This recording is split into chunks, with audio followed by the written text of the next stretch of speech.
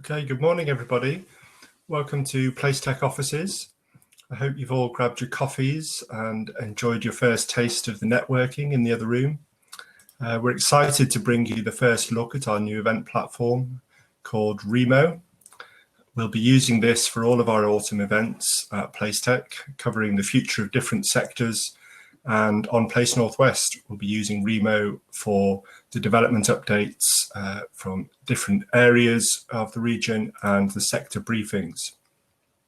I think it's a great step towards a more authentic conference experience while staying online and keeping everyone safe. I'd like to thank our sponsors today, Bruntwood Works, Mills & Reeve, Molcom, Node, and Future PropTech for their support. In terms of format, there'll be two halves with networking in between and at the end. In each half, there'll be one presentation followed by a panel. There will also be networking following both sessions, so you can stick around and sample the virtual buffet at lunch. The networking room is where you can join tables and video chat with other guests, move between tables by double-clicking on the table to meet other people. If you want to take a conversation private, you can. Just see if there's a table for two available on either side, left and right, and suggest to your new or old friend, why don't they meet you there? See you on table 26, say, and both double click and away you go. There's also private messaging if you want to swap numbers or suggest dates for follow-ups, etc. You can also click on the sponsors' logos to find out more about them. Do check out the very witty Bruntwood Works video behind their logo, which I think is just great.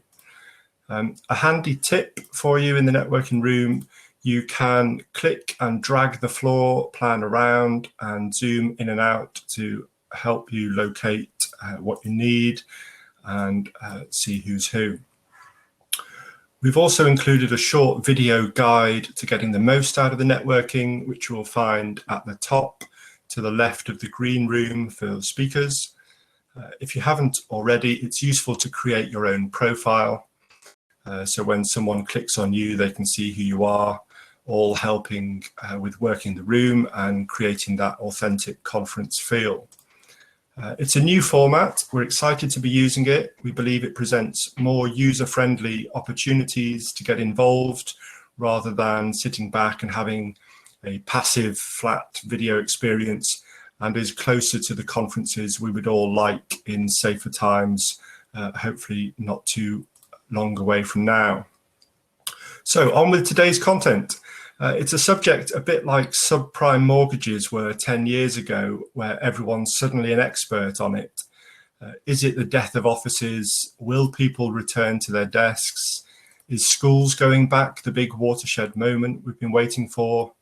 And how can offices compete with the comfort of working from home? We're delighted to have a range of experts from investment, architecture, development, software, and more to discuss the future of offices and share where they think the office design and delivery is at now. Have we reset completely? What's changed? How should the market be responding? Please do get involved on social media if you want. Use the hashtag PlaceTechLive and take the debate onto Twitter or LinkedIn. And you can ask questions on the Q&A section on the right of your screen at any time, and I'll come to those during the panel discussions. I'd now like to hand over to our first presenter, Andrew Cooke from Bruntwood Works. Andrew. Morning, everyone. I will just share with you a quick slide deck that I've got. Bear with me a second.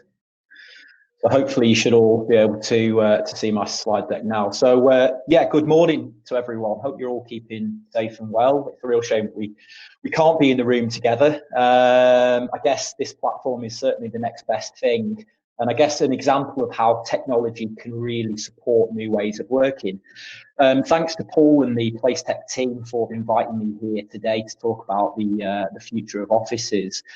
It's a really exciting session because As Paul touched on, it's a theme that found its way into the consciousness of the whole nation. You know, I can't meet family or friends without someone having a hypothesis on what the future of the workplace is going to look like.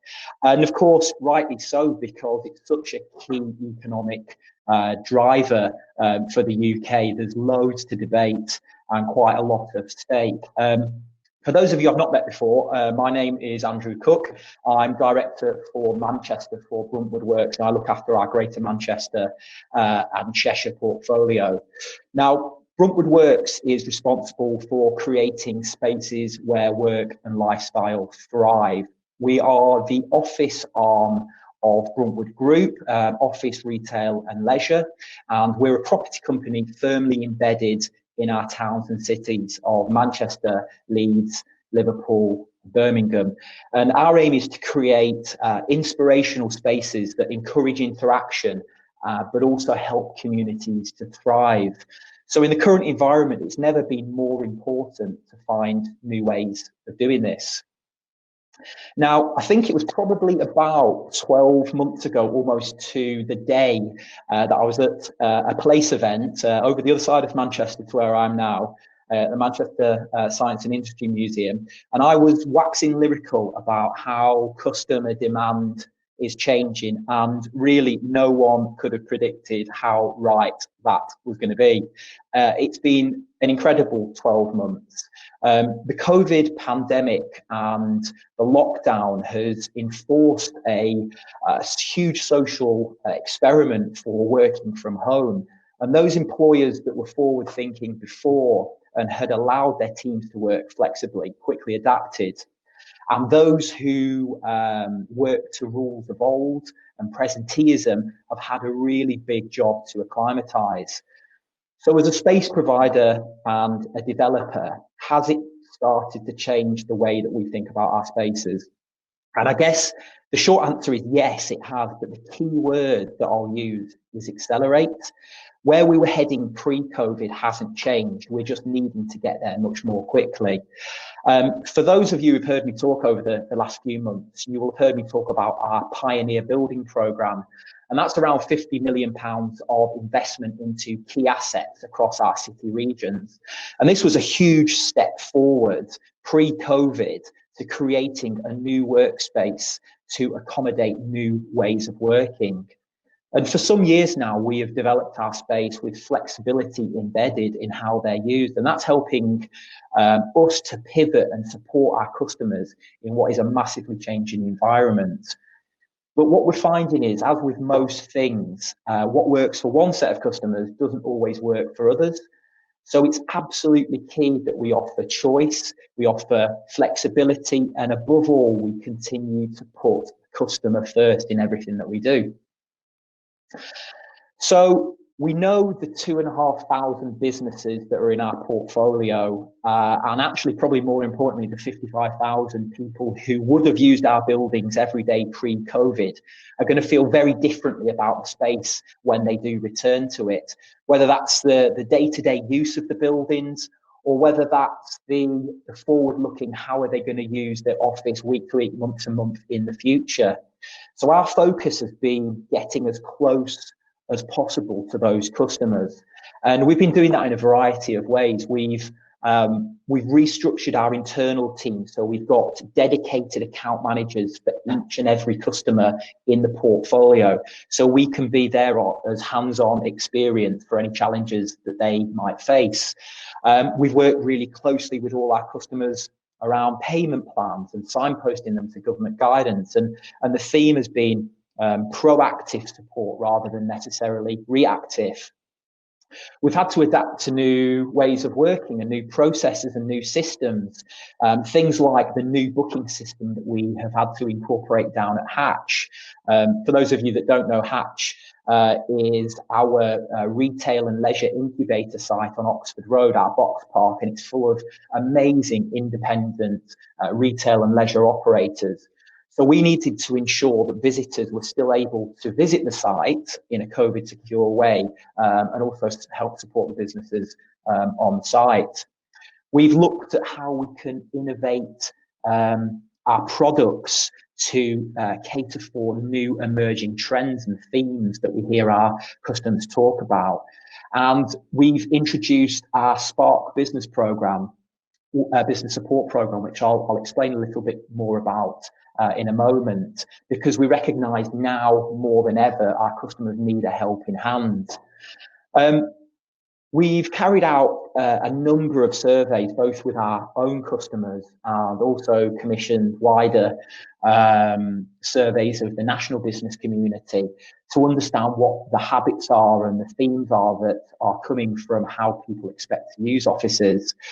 Some of the interesting figures that I thought I'd share with you were, I mean, quite clearly, and this should come as no surprise, that communication throughout the lockdown and as people return to the workspace is absolutely paramount. 92% of the 2,600 respondents that we had stated that communication was key. So we've started to communicate with our customers, not only via the usual methods of email, but through our digital community, our online platform, the Bruntwood Collective, which allows us to share information immediately about changes in the way that we're using our buildings and so on.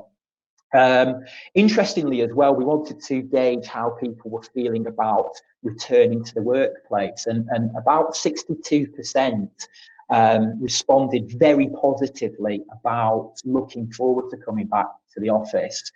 The key things that were mentioned more or less broadly were all around social connection, around colleagues, around friends, around collaboration, but also the office environment itself, the facilities that we could provide, and also getting a bit of that daily routine back. So with those themes in mind, we needed to adapt our spaces together with the services and technology around them to help support the customer. We'd already recognised customers were changing their ways of working pre-COVID, and that's why we introduced our Pioneer building to blend workspace and lifestyle. Now, for anyone who's heard me talk about Pioneer, you'll have heard me mention the 6 key themes or the 6 key pillars, and these were all focused in driving an outstanding customer experience of space. We are putting amenity in the building, so we're putting in coffee shops to improve the arrival experience. We're also doing dining clubs that are going to be open to the public, restaurants, as well as the usual ample showers and bike storage and breakout space that everyone needs. Art is absolutely integral to it because we want people to be inspired by their surroundings. So we're working with cultural partners across each city on specially commissioned pieces for the spaces.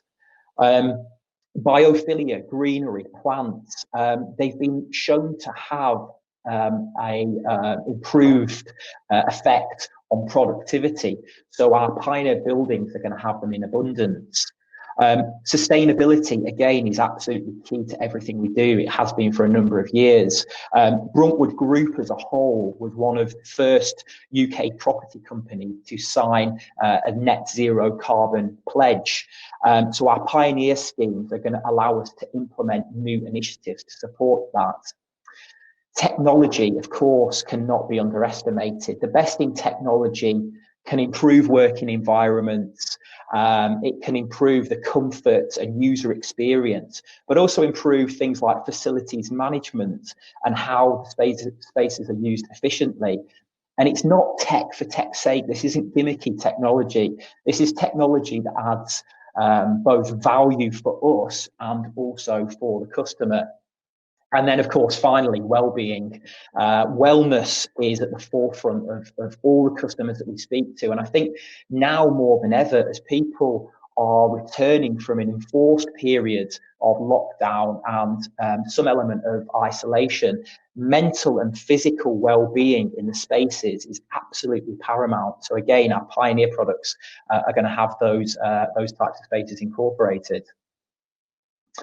Wanted to show you a really quick picture here. It's an exclusive CGI that we've not previously released of a forthcoming pioneer space that we're delivering at Lowry House in Manchester city centre. Watch out for some exciting PR around that in PlaceTech next week. But as you can see, it's got collaboration space incorporated. There's a wellness facility, there's art incorporated, and the design of the space is all focused around attracting customers back to the office.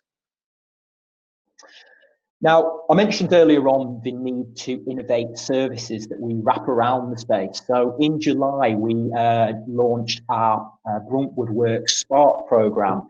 And that was a business support program that was for webinars, one-to-one advisor sessions, practical workshops, curated connections for our customers. And it's been designed with a variety of partners, including the Small Business Network Enterprise Nation. And it's there to provide management teams of small and medium-sized enterprises the support they need to develop their ideas, to take that next step on their journey and to overcome the challenges that coronavirus is causing them. And we see this program as being a permanent fixture going forward as customers try to navigate this new world. And again, I couldn't come to PlaceTech and not talk about the technology and how it's supporting returning to work. The COVID crisis has highlighted the importance of technology. We're demonstrating that today as we're able to navigate the barriers of social distancing, still to hold meaningful meetings, interactions, and events. Technology adoption has given us the flexibility to work from different places, and therefore it's vital for actually the future of workspace. Now, with technology being a key pillar of pioneer projects, we're using it to make our buildings work smarter for our customers, both for us as owners and also for the planet in terms of sustainability. We've improved building management systems through the use of sensor technology to control energy usage, heat and light, plus adding solar technology to many of our buildings to help create sustainable energy. You can see a picture here of 111 Piccadilly at night time, which is again another pioneer building that we are launching within the next month.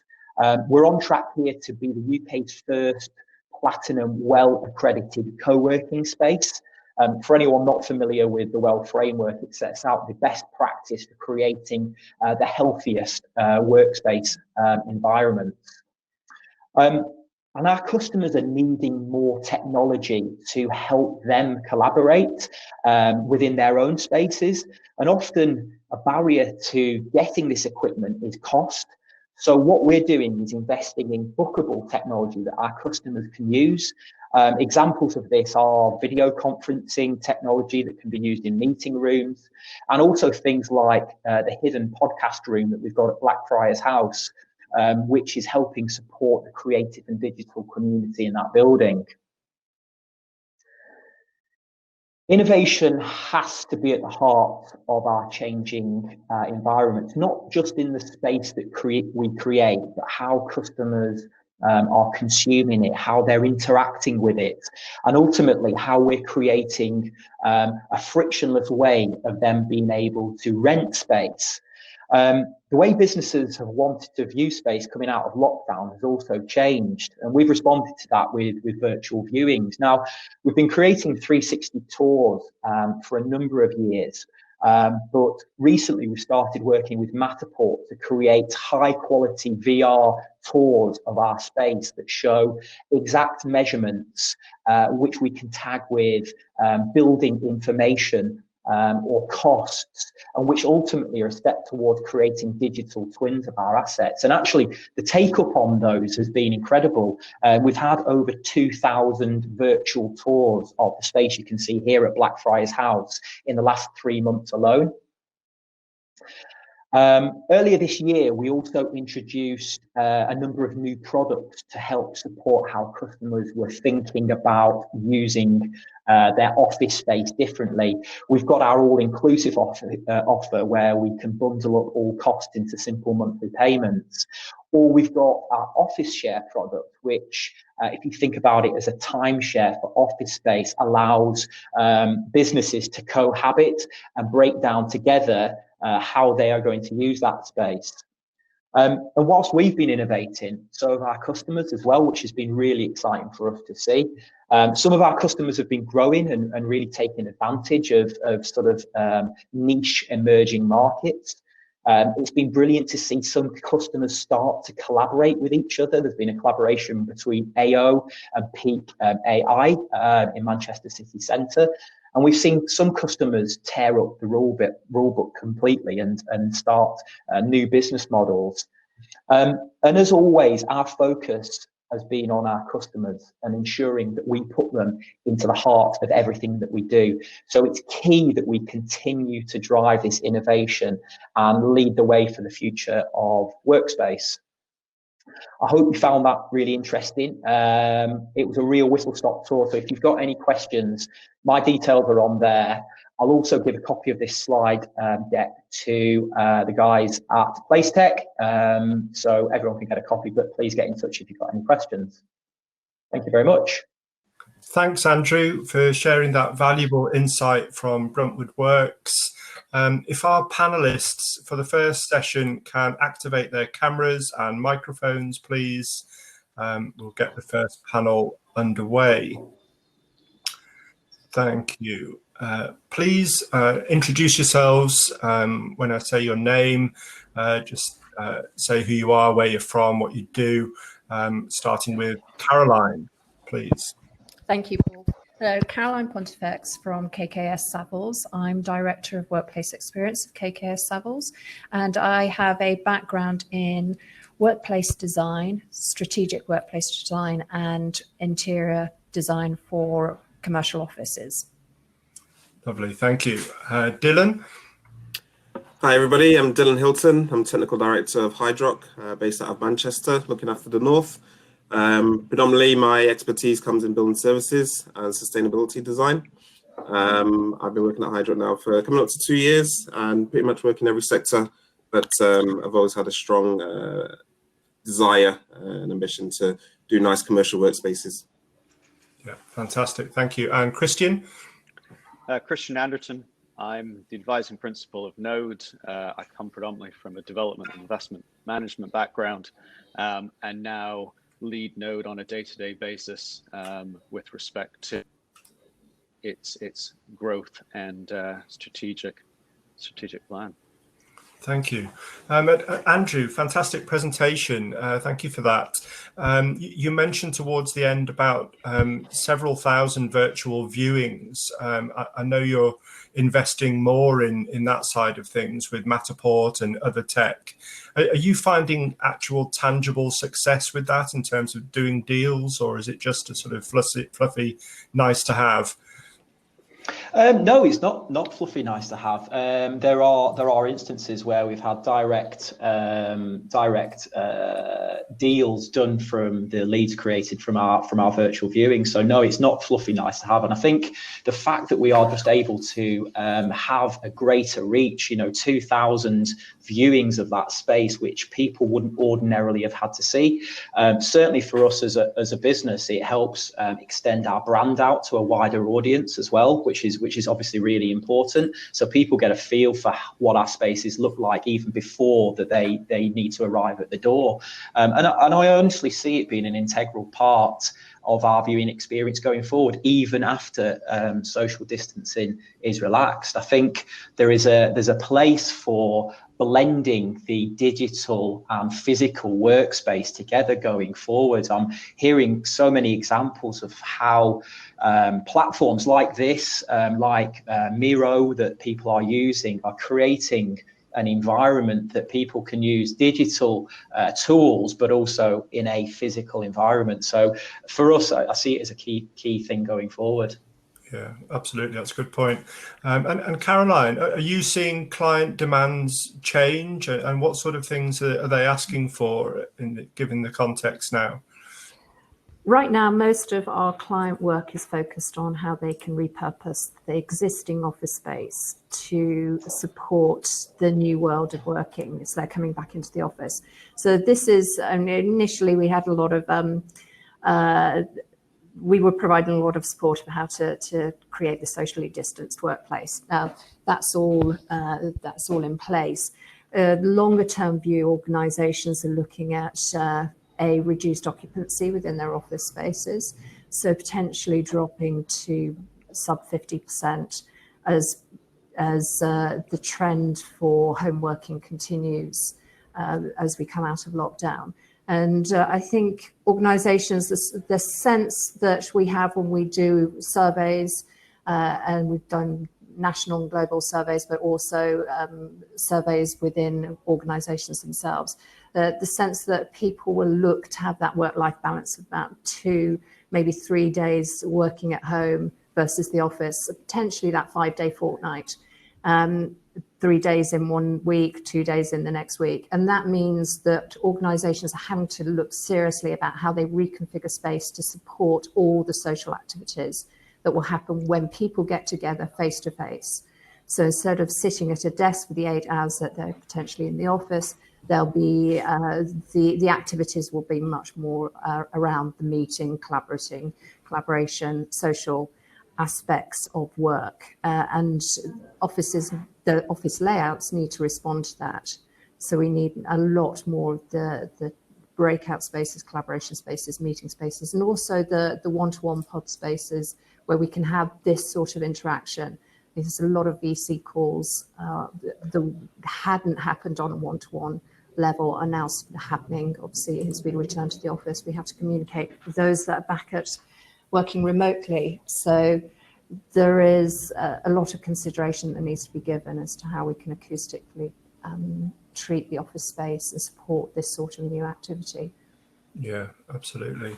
And Dylan, are you seeing a change in the appetite for intelligent buildings when it comes to the different sorts of tech in building services, M&E, the whole suite? Yeah. I mean, one of the things that, we've sort of seen through COVID and through the recent pandemic and everybody working from home is, there's always been a view that we're moving towards intelligent buildings. Intelligent buildings was becoming a big market anyway, smart cities, all these sort of things in regards to people wanting to achieve their net zero agenda, as Andrew mentioned, and Bruntwood signed up, many other developers, many other organizations, universities, everyone is starting to get the message now that we need to do something for the planet. So in regards to making our buildings more intelligent and what we're sort of seeing clients asking for, certainly within our designs, is that people are becoming more aware. There's more opportunity now that we're still, I suppose, in certain parts of the country anyway, certainly up here in some sort of quasi lockdown. So, people are now thinking, let's use this opportunity to do the things that we might have found more difficult when we had all of our tenants in. Now, ultimately, in order to move technology forward, more people need to get on board. Technology then comes down in price. It then has become more mainstream. You then get more competitors who do the same types of products or have their own sort of natural spin. And I was just thinking about it from when we were talking the other day, Paul, before today, was that, if you look at the automated grab and go supermarkets, which is now going to be apparently the next big thing, and obviously quite a few happening in America with Amazon and Microsoft to join in, it's not going to be any different for the commercial workspace. We have had lots of workspaces where you could go and it's a multi-purpose space. You're not taking a whole office floor plate for yourself as a tenant. You're sharing that space. You've got a chair that you need to drop into and you want to have somewhere to work for a day or so.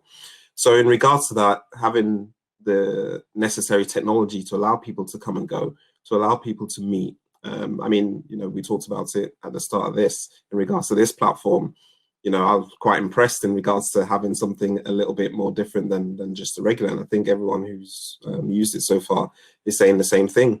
So, we're seeing really interesting questions, shall I say, from I guess your atypical clients who probably historically didn't think about having to put in this level of technology. It works with what we've got, and what we've got is fine, and what we've got works with our current tenants. But now they're seeing the opportunity to do more than that, and they're realizing that that also needs to tie in with their carbon agenda. And that's really positive for us as designers, and obviously everyone who's on this panel today. And I think it really means a step forward for the construction property industry. So you think then on the sustainability side that that's still relevant for occupiers? They've not forgotten all about it? I mean, you know, of course we need to say that people's first priority is going to be that they want to find a way to make sure that they're using their office space to the best of their ability. They're paying for it. And ultimately, you know, it's, you know, I think majority of us would probably be saying that we're suffering from some sort of mental fatigue from working from home, from different changes in the rules and everything like that. But I don't think that anybody can say that people have forgotten about the agenda. And I don't think it's, maybe agenda is not the right word, because it's something that we all need to do, you know, from commercial workspaces to all different sectors. So I think it's, what we're certainly seeing is that people are now coming to us and they're asking the questions. They're saying, right, we need to do that to get these people back into workplace. We also need to do that to make sure that we've not got buildings that are sat empty, but we also need to do that because it ticks the boxes of what we need to do to move forward in order to become more sustainable and to meet our own carbon goals as an organization.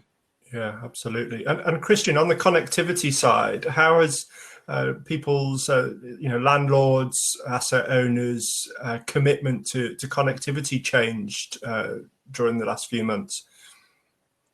I think what I'd probably echo is what Andrew said at the outset of his presentation, which is when we talk about what is the office now, what was the office, what's the office of the future, I don't think there are any fundamental changes necessarily, or there's no crisis-related structural changes to the industry. What we're seeing is an acceleration of those trends that have been building over the last 3 or 4 years. And quite comfortingly, we've seen that over the past 6 months as a fiber infrastructure provider. And that is both in terms of new build landlords, developers still being very committed to ensuring that they're doing everything necessary to future-proof those assets that they're delivering. And then on a secondary basis, those landlords who, and Caroline referred to this as well in terms of retrofitting and ensuring that spaces were fit for purpose, we're seeing an increase in landlords, not across the board, but we're certainly seeing a noted increase in momentum towards landlords who understand ultimately what those offices of the future need to look like, and more importantly, the flexibility and the service that they need to provide. And when you talk about buildings being smarter, being more technically enabled, without that underlying fiber infrastructure to support that functionality, you're ultimately not able to deliver those services. So we are certainly seeing that. And in fact, in response to that, as you know, Paul, Node launched about 6 weeks ago now, the ability to retrofit existing assets, which when it comes to changing the fiber footprint, offering both users choice and speed to connection, but then also supporting landlords to be able to deliver the sort of technology and smart services that certainly the office of the future, in inverted commas, is going to require. That now enables us to do that. Yeah, that's a massive move, very powerful, given most stock is already existing rather than, you know, in the pipeline. So yeah, it's be great to see the take up on that in the coming months. We've already got a few questions coming in. One from Graham Monday at Hydrock. How creative do you think investors and tenants might be about using space that is no longer required? How can that space be used, for instance, last mile logistics, education, leisure? We've heard a lot about repurposing and maybe you know, downsizing some corporates, taking less space over time. Any thoughts on the repurposing and changes of use, and how creative investors and occupiers will be? Andrew, is that something you're factoring in as a business, taking a sort of medium view? Yeah, absolutely. I mean, it's an exercise as a an asset manager, you would always carry out on your space anyway. How are you maximizing the use of that space to benefit the customers, and hopefully there would be a commercial return for that. I guess as space is changing and people are using it differently, there are going to be opportunities to repurpose space that maybe was one use before into a new use. So if I think about an example that we're looking at the moment, you'll be aware that we bought Stretford Mall out in Stretford last year, 700,000 square foot of retail space, which in the current environment is changing significantly. But what we've got the opportunity to do there is create different types of use for that space, whether it be exhibition space for the community to come and use, whether it be co-working space. So an exercise to go through all our assets is happening regularly. We've done things like look at space that actually wasn't rentable before, and actually how can we create something that the users of the building can actually benefit from. So if I think of an example at Blackfriars House, we had a roof up there. Part of it was a small roof garden, and part of it was some redundant, AC kit. We're taking all that out, adding a level to it, and hopefully putting a restaurant on it up there next year. So that will be it'll be a use of space that really probably wasn't adding any value previously, but actually it's going to be an amenity for customers to come in and use as event space or well-being space, whatever it might be. So yeah, I mean, in terms of answering the question, absolutely, regularly we are trying to find as much value as we can, both for us and for our customers from the spaces that we've got. Superb, thank you. Caroline, from a space planner's perspective, are you seeing some of your clients look at interesting new ways of repurposing office space? For us, I think it's helping clients understand that if your utilization drops, it's not quite a simple equation to cut the space the same amount as utilization. So you actually need to create a really high performing good workplace experience for an agile workplace. You actually need more space than as if you were to give the same population one-to-one desk. So the repurposing of space is really thinking about space in a different way. We're not sitting in the lines of sort of the Victorian sweatshop of rows of desks.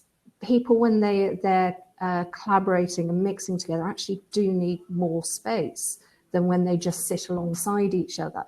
And so yes, our clients are looking at downsizing because the utilizations are naturally dropping, but we have to put the caveat in that don't do a simple slash the space by the same amount of population as you're expecting to come in on a daily basis, because it won't work. You will end up with inferior workspace. And when people do come into the office, they do actually still want to work productively. So you can't negate the fact that you do have to still provide individual workspace. But on the other aspects of how working with our developer clients, we're looking at, especially around the small SME spaces, and how you can have the fledgling sort of small tech parks and an integrated assortment of SMEs. It doesn't all have to be office workers or office related functions that happen in these spaces. And we have clients that are mixing everything from dog grooming to nail bars to accountants sitting side by side and tech entrepreneurs. And I think it's that collective community that is going to make these spaces much more attractive to be in the future. And certainly that's a trend we saw happening pre-COVID. I think it's something we'll see accelerate after COVID. Yeah, absolutely. Very interesting. It's more of that acceleration. I just want to touch on budgets. Obviously, we're in a very odd economic time. Some companies that we speak to are flat out and never been busier. But there's the same number that are making cutbacks and really finding things very difficult at the moment. And what's happening to budgets when it comes to redesigning, repurposing, adding tech, improving offices for occupiers, and the well-being changes, all those sorts of things. Dylan, are you finding budgets being squeezed, and how can you respond if they are?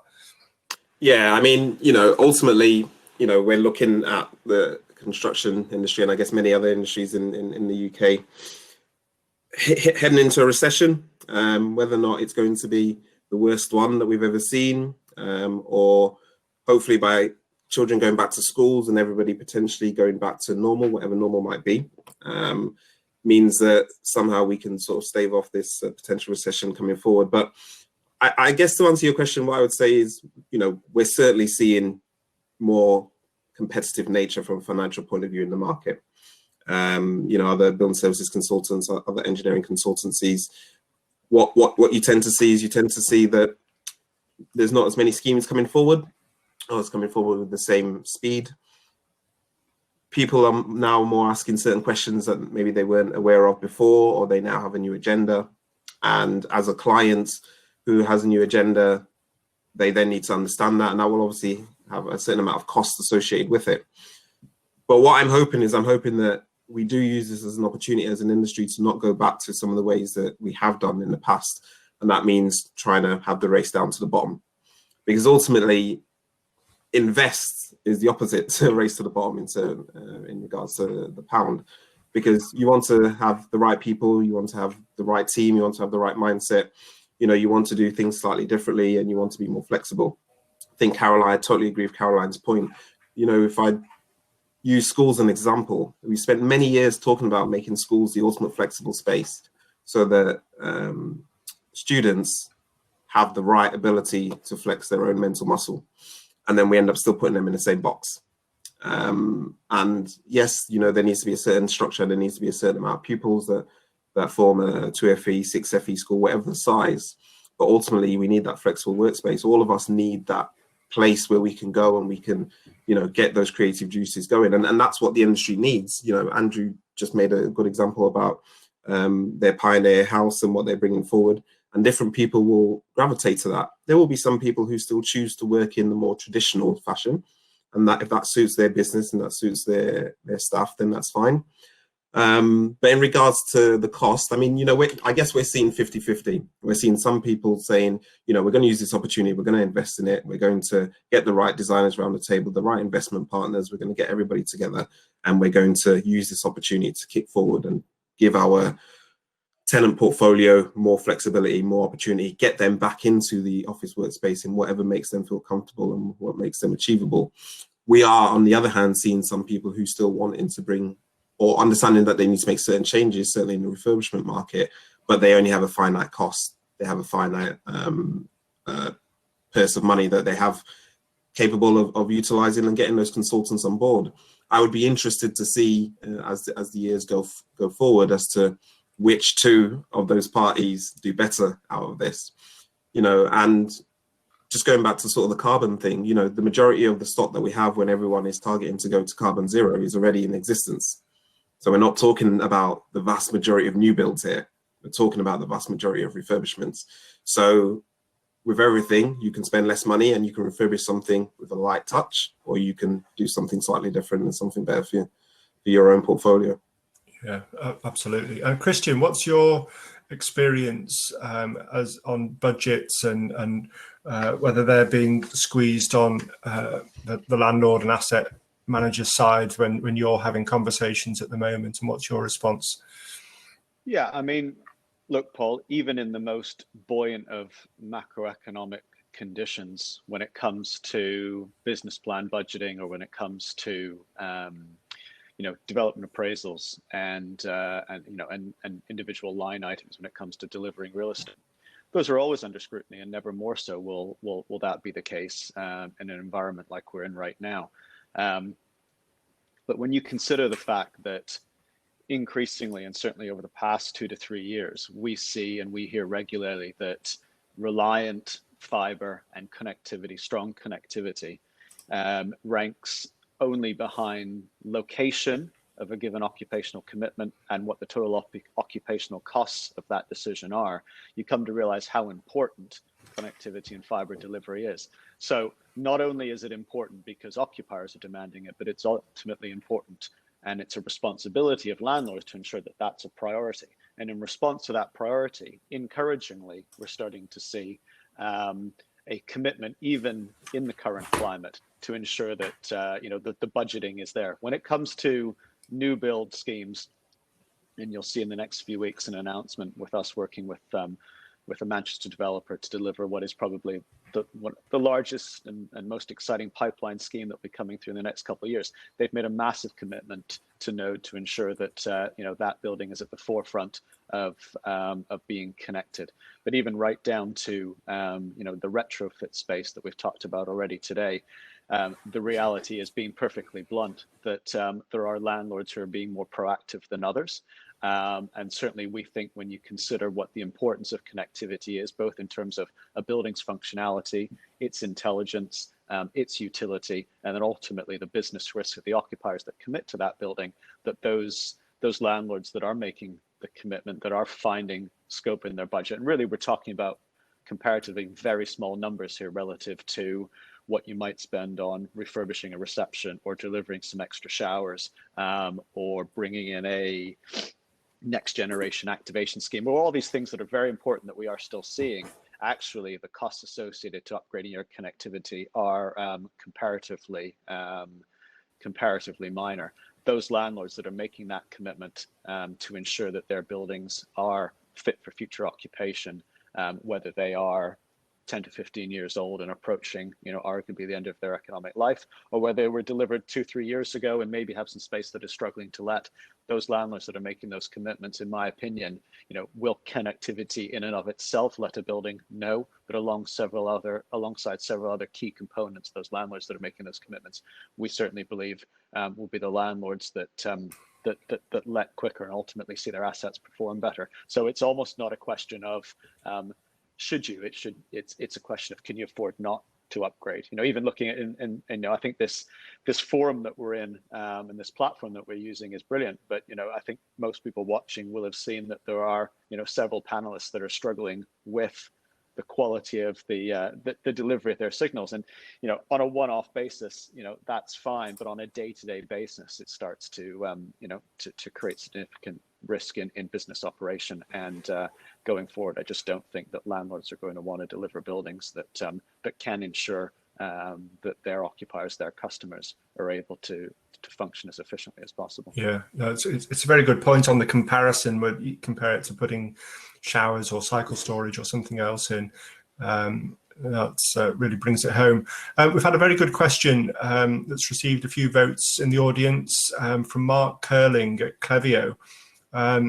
You've mentioned offices becoming more technologically advanced. How do landlords typically discover new technology? We often speak to landlords, Mark says, who aren't aware or actively searching for new technology.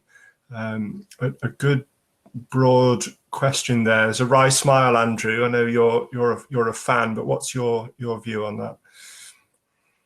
Start by recruiting people who are interested in it as well, I think is probably a key point. But yeah, I'm being glib there. I guess fundamentally, we've got a team of people who look at macro and micro trends that are coming from the markets. People who are interested in doing it individually.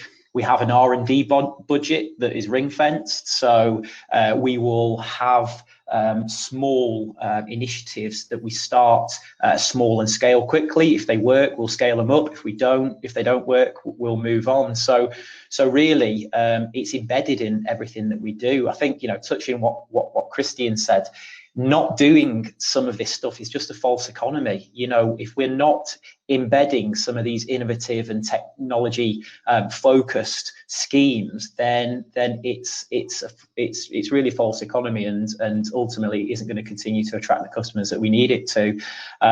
So I guess our answer in short is we encourage it through all our teams. We set aside money ring fence to test ideas and scale them.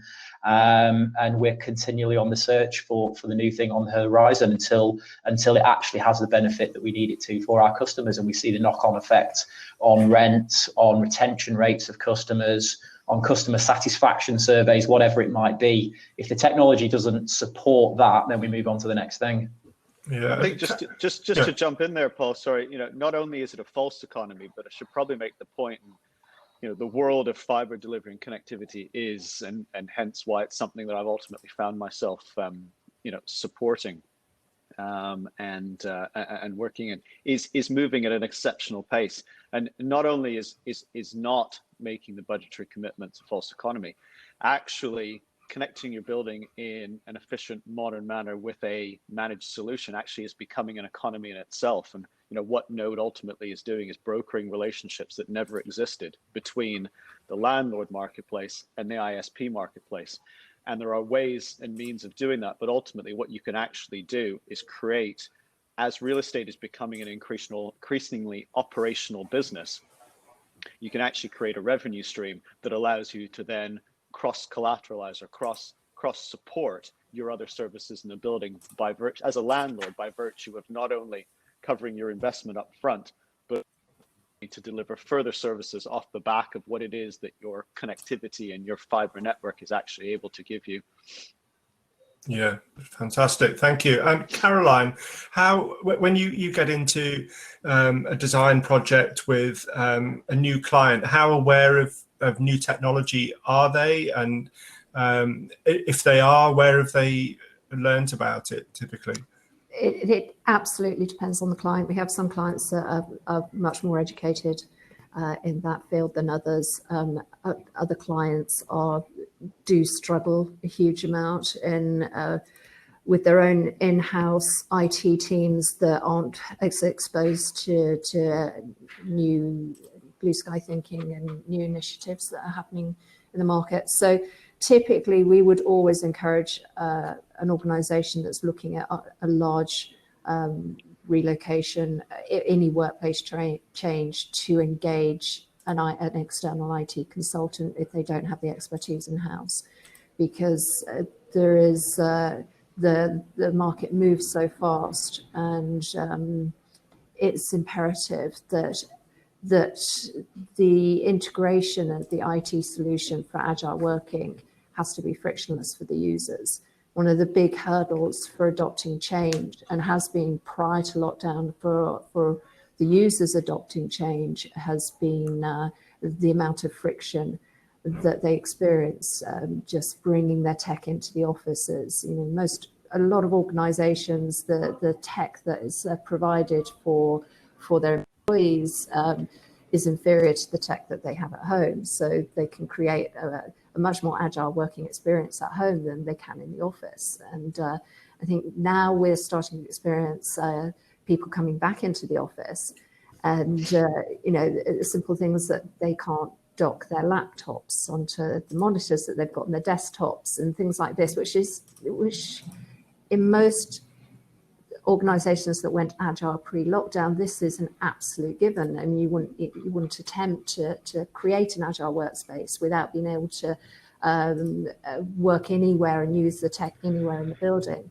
But we've got a lot of legacy old tech sitting there. We've got a lot of traditional user occupiers that never migrated over to agile working prior lockdown, and now are struggling to retrofit very quickly coming back into the workplace.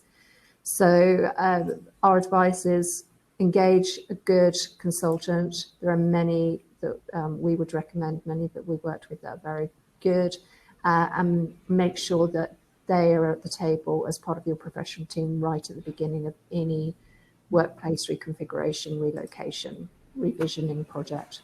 Yeah, absolutely. Thank you. Dylan, anything you'd want to add on your experience of the sort of awareness from clients, or are they just expecting buildings to be built and run the same way as, a year or two ago? Yeah, I mean, come back to what we've been talking about previously, the new build developments that are either in early planning, have already been planned, out to market to tender to procure a contractor, etc. These buildings will hopefully have been designed in a certain way to allow a certain amount of agile working, if not a lot of additional new types of spaces. You know, some of the spaces that Andrew mentioned in his presentation, you know, well-being, biophilia, all these sorts of things, you know, the right telecommunication platform, the right infrastructure backbone, all these things that we need for new buildings moving forward, because hopefully they are achieving, you know, one of the current market standards in regards to whether it's BREEAM or WELL or something like that, whatever their particular preference is or whatever their target is. So for us, the concern in regards to having conversations with clients about new build is they're sort of already looking at the existing market. They're looking at the market trends, they're looking at where they need to get to.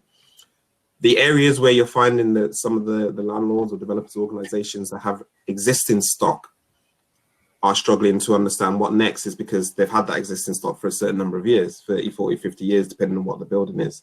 If a building has recently become listed, for example, means that they now have to think slightly differently about how they're going to refurbish that space and bring that space to life. So as Caroline said, it's about getting the right team around you. And ultimately, you know, as Trishan has also mentioned in regards to getting that right infrastructure and being able to have that right connectivity within the building.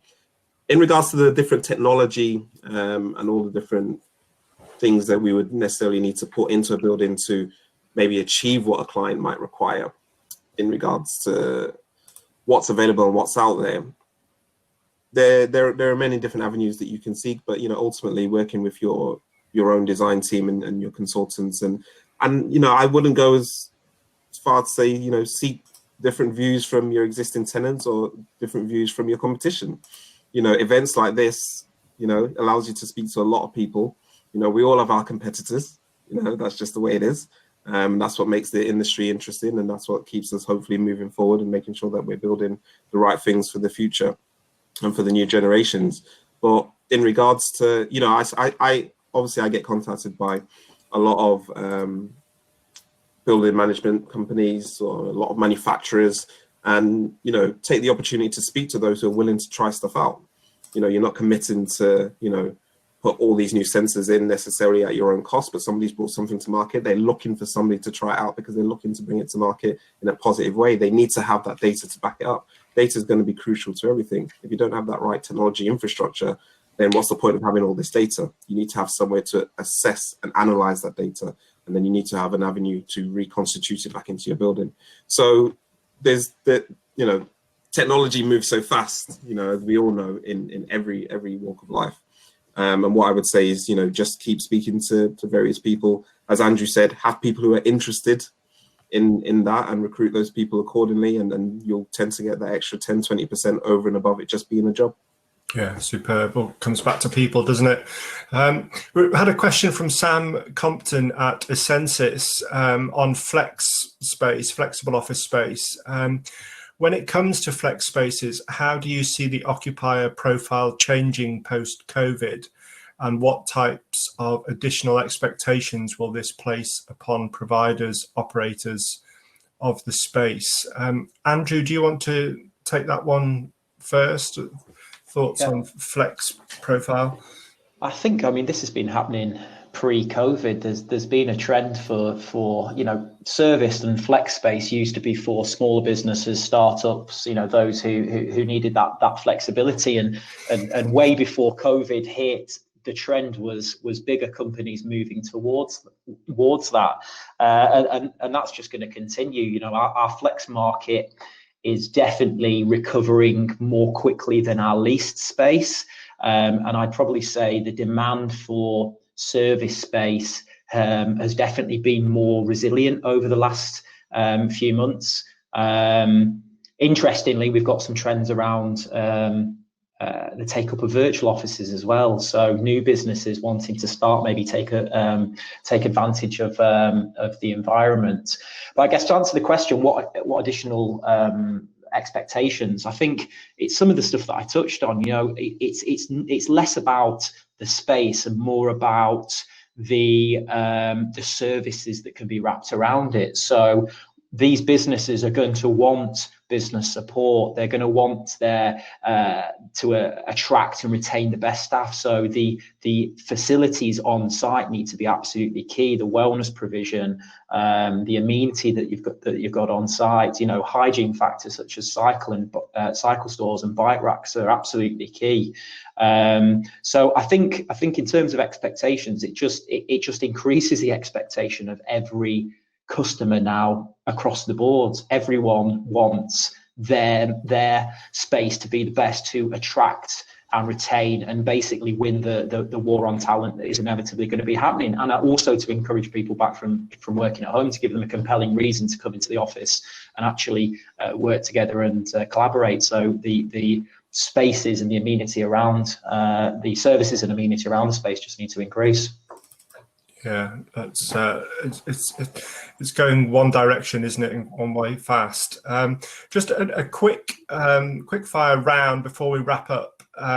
Sort of 30 seconds each. Question. I think it's a nice one to finish on from your own points of view. Question from Stuart Grant to all the panel. What's the key learning point from lockdown that you will take into your future working practice? Christian, I'll start with you. I think as it relates to the conversation today, and specifically around Node, I think our biggest lesson is the ability to communicate in all forms and support ongoing, resilient, efficient business without the associated risks that a lack of connectivity can ultimately derive. So commit to being better, and commit to having the infrastructure in place that allows you not only to function in what we traditionally considered an office environment, but increasingly in a more flexible, more dynamic working environment and platform for collaboration and creativity in all forms. Absolutely, communication. Thank you, Dylan. I think we're probably all going to say some slightly similar things on this point, but I mean, I think for me and for us at Hydrock, you know, Hydrock, we always try and be a great place to work. You know, that's something that the business really prides itself on. And in getting everybody back to the office, or whatever the future of our spaces for all of our offices across the country, is going to be about trying to get that family back together, trying to get, you know, the young engineers back together so that they can work, so that they can get that support. You know, I think this previous sort of 6-7 months has shown that we can all work from home. And I think it's shown some of the younger generation coming through that they are trusted. And ultimately, you know, whilst they're trusted, you know, people do need support, and they need that right ability to understand how to take the next steps in their career. So how do we make sure that, you know, we achieve something by getting everybody back? And what I think my sort of key learning point is making sure that we do use our offices to, you know, continue to recruit, continue to get the right talent, continue to do what's best for our clients and what's best for us as Hydrock, and continue to be a fun place to work, in as much as, you know, when people are in the office, they're in the office together, they're working together, they've got a space that they can enjoy, and they've got a space where ultimately, when things like this do crop up, we have the flexibility to change it for the benefit of our staff. Yeah, absolutely, the human touch. Caroline. I think we've discovered that yes, we can work from home. We can work from home quite well, but we can't retreat to work being a cottage industry. We can't go back to that pre-industrialized state. That there is power in working together, and certainly in the creative industries, that being together, being able to mentor face-to-face, meet face-to-face, collaborate face-to-face is hugely powerful. There's a reason why our cities grew into the powerhouses they've become. There's a reason why people wanted to work actually physically together, is because there's a huge amount of productivity and power that comes from that. And I think we can find the right balance between the flexible home working and the working together. But I think the future still remains that we want to come together and work together. Yeah, absolutely. Andrew? I think something that we've always focused on, and I've said it a number of times throughout the presentation today, but customer first, putting the customer at the heart of everything that we do. Them being in our buildings is the lifeblood of our business. So if we're not doing things in and around the space to encourage our customers to use the space, then our business is a failure. So we've worked super hard to get close to our customers over the last few months. I remember joining Bruntwood back in 2007 as we were entering the Great Recession. Since that point, we've had twice the national average of customer retention rates. And actually, you know, it served us well last time. If you get close and understand your customers and work with them, and there's a bit of give and take throughout those periods, they'll stick with you for the long term. We've got many customers who are still with us from when I first joined the business some 13 years ago. So for me, the absolute message is customer first. Yeah, that's a lovely place to finish. Okay, thank you everybody. Brilliant panel to get us underway. Thanks for all your insight and giving your time today. Let's have a virtual round of applause to our speakers. Thank you, that was brilliant. I'll ask attendees at home or wherever to stay on for the networking. We'll have a networking and comfort break now. Toilets are wherever you left them. Coffee is bring your own today, and if you've got any breakfast left, then now's the time to pop and get that and come back. We'll be back in for the second half presentation and panel at 11:30. We'll now switch into networking mode, and I'll see you in there. Thank you.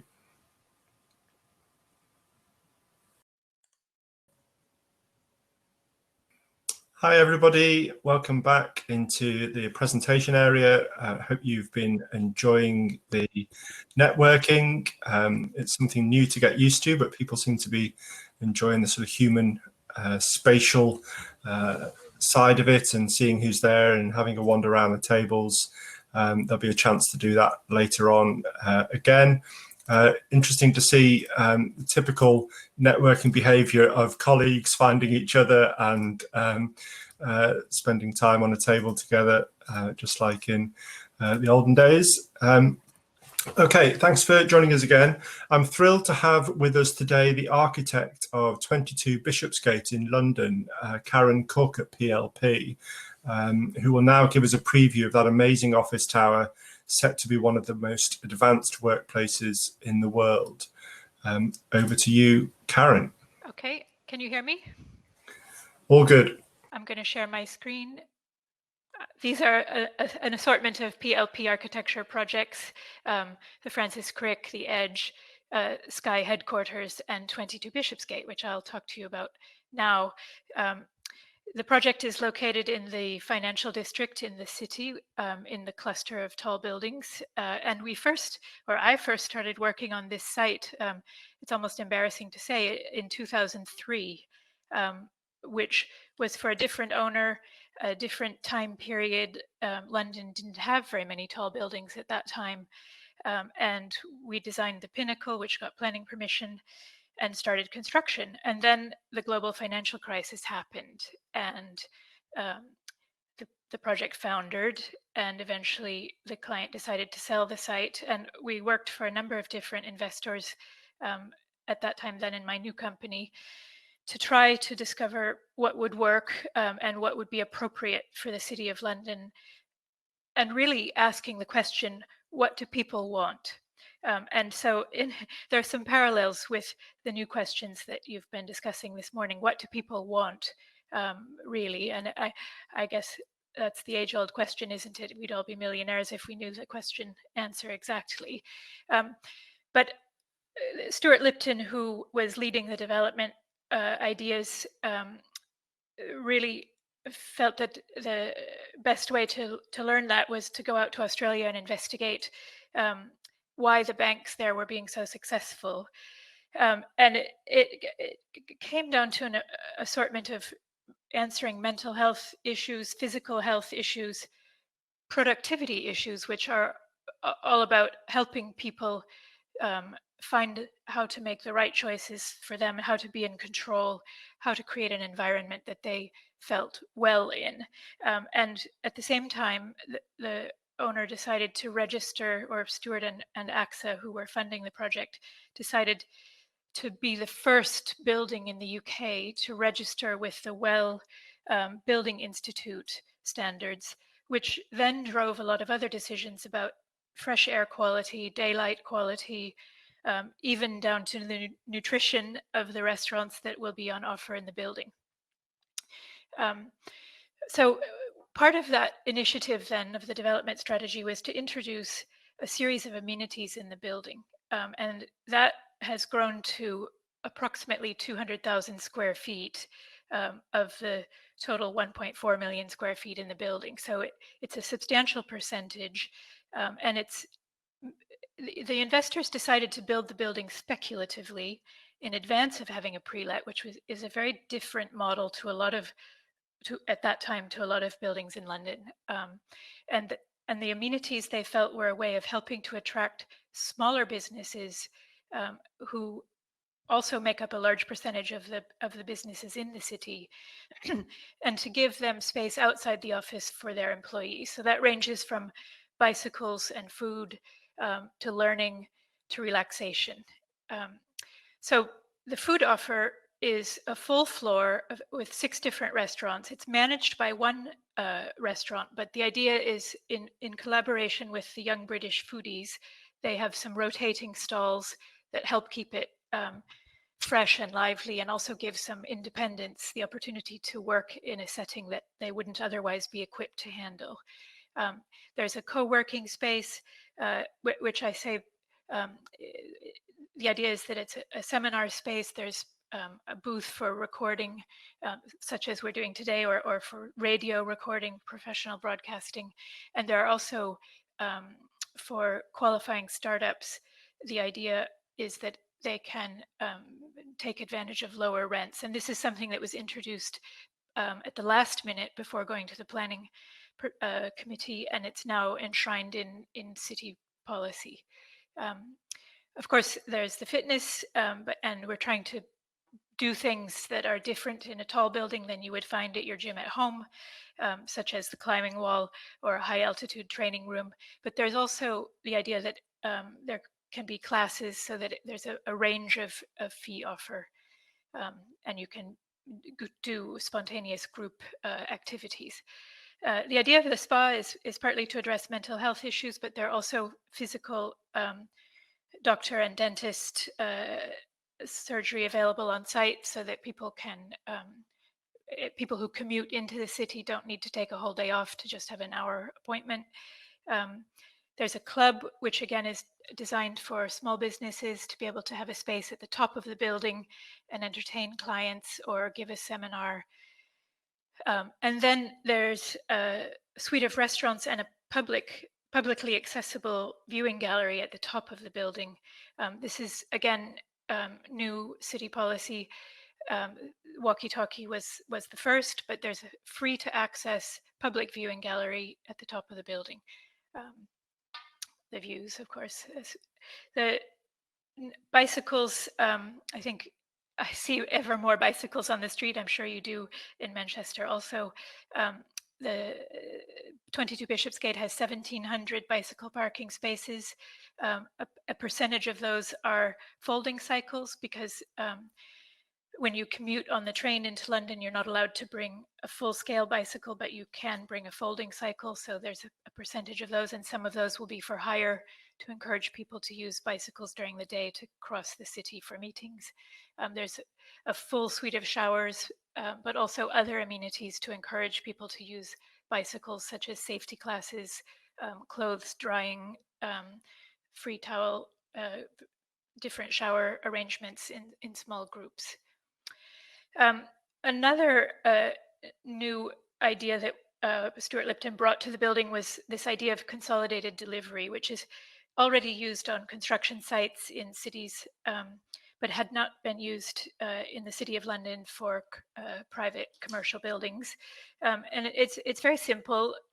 Anything that's addressed to the building actually ends up at a warehouse outside the city, where it's scanned for security purposes, stored until the tenant requires it, and then repackaged in a more compact way, more efficient way onto small low emission vehicles. And what this means is that the tenant doesn't need as much storage in his building, in his space. It means that you have probably 70%, well, it's forecast that it would be 70% fewer vehicle trips to the building. And this means that during morning, noon, and evening rush hour, there will be no vehicle trips to the building. And this is now enshrined in the city policy for this building, and it's been rolled out in the new draft London plan for future, in the City of London draft plan for future projects. The reason being that the City of London is very keen to improve the pedestrian experience, not only walking from the 7 mainline stations that surround the city, but also the lunchtime experience. So the city has major routes, but it also has this capillary network that are off the main routes, and they're trying to improve those. They're doing that somewhat on their own as well. They're closing some routes to traffic altogether or temporarily during the day. But we created a new route through the site underneath the building, which helps improve pedestrian walking east-west across the city. And then without vehicles, we can convert the east side of the building, which is between other tall buildings, into a more walkable space, a more friendly space at, this is Crosby Square, and a cafe overlooking Crosby Square, and the cycle entrance, and the vehicle entrance would be around to the corner, but no vehicles during pedestrian movement hours. Wind is another big issue. Where any tall building, we happen to be at the edge of the cluster, which exacerbates the problem. We work together with Formula One motorsport advising engineers, as well as in the wind tunnel, to come up with some solutions. And I mean, basically, it's a very straightforward solution. It's very large canopy, which we've proposed, or we have built now out of ultra high strength fiber reinforced concrete. And that's partly to keep the weight heavy so that it doesn't fly up with the wind, as well as with the uplift. It deals with the unusual shapes, but it also helps tie in with the conservation area materials. So the whole tower above is very sleek. The base at the bottom, I wouldn't say it's messy, but it's more confusing, and it's full of craft and a lot of different activities. So the 4 levels at the base of the building comprise the double and triple height entrance areas, and the mezzanines that take you up to the food level, which is at the top of this suite of spaces. The public entrance is the red area to the right off of the pedestrian walkway. And we also, and I think this was a little bit brave of the owner developer, we encouraged the introduction of art into the architecture. I had done that before on a couple of buildings that I did in Prague. And the reason I say it was brave is because with an artist involved, you can sometimes go off track with timing, but these artists were able to use technology to introduce the work and control the timing of it that way. So we're working here with Alexander Belashenko. The artwork he designs or draws in the computer, and then it's printed in Germany and built by Gartner here. And this is the real thing. Now, I'm very pleased that the color turned out as vivid as it did, because I was afraid with the printing that it wouldn't be as vivid as stained glass, but I think we don't have a problem with that. We also worked with a leather worker, Bill Amberg, to bring the ceiling into the reception area.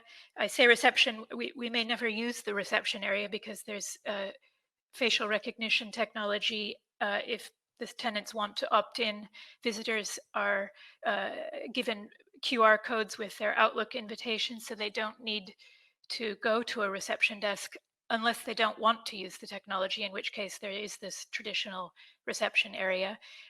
The sculptural furniture is designed and built by Pierre Renard, a young French artist in near Orléans. this is the first time I'm ever showing this image. It's not released yet to the press, but I thought it was appropriate today because we're very near to being able to install the artwork in the lobby. In addition to the external permanent artwork, we have also curated changing artwork in the main foyer spaces, and there are two artists who will be in the first installation, and one of them is Ryan Mosley. He's based in Sheffield, and he is a painter.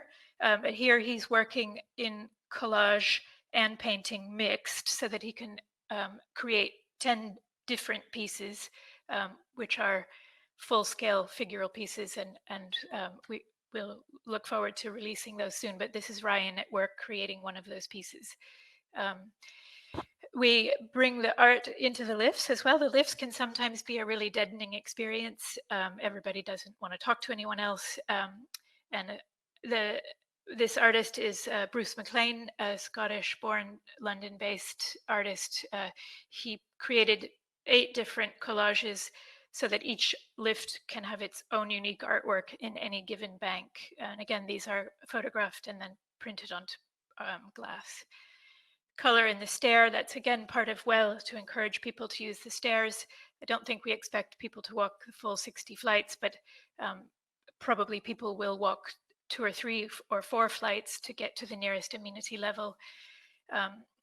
The floor plate, of course, can be arranged in a number of different ways. This is more for leasing purposes, but the 25,000 foot average floor plate can be subdivided into 4. So the core is arranged in such a way that 4 smaller tenants could share a floor. And that's probably ever more necessary with also tenants subleasing part of the space. And this is one of my last slides. The glass is actually, we had used a similar glass before on the Tour First in Paris. It alternates between transparent and shimmery milky white depending on the daylight conditions, and it changes a lot.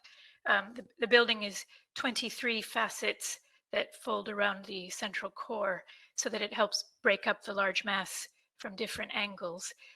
But the glass composition and the choice of the cavity facade was to be able to bring as much daylight as possible into the space, or to allow the occupant to close the blinds to keep out the sun if that's what they want to do. The floor-to-floor height is 3 meters clear, 3.2 at the perimeter, higher than the 2.75 BCO standard. The clear glass composition brings in 55% daylight transmission, which in comparison to a double glazed facade with a similar solar performance would be 34%. So that's a 60% increase on the natural daylight, and it makes a big difference to people's well-being in the space. This is my last slide, and I just wanted to point out that to do such a project requires really a great collaborative team with a lot of different types of people involved. We had theater set designer, a food psychologist, and of course, actually 3 or 4 different workplace advisors, including Despina Katsakakis, who advises on the strategy generally for the workplace. So it's been a pleasure. I hope that was interesting, and I'm going to stop sharing so we can move on to the panel discussion. That was wonderful. Thank you, Karen.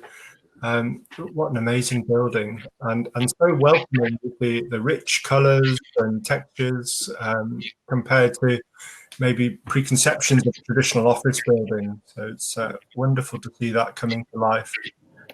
What's the time scale on that? Can you remind us when that's going to be completed? Well, yes, it was supposed to have been completed in July. COVID did cause another delay.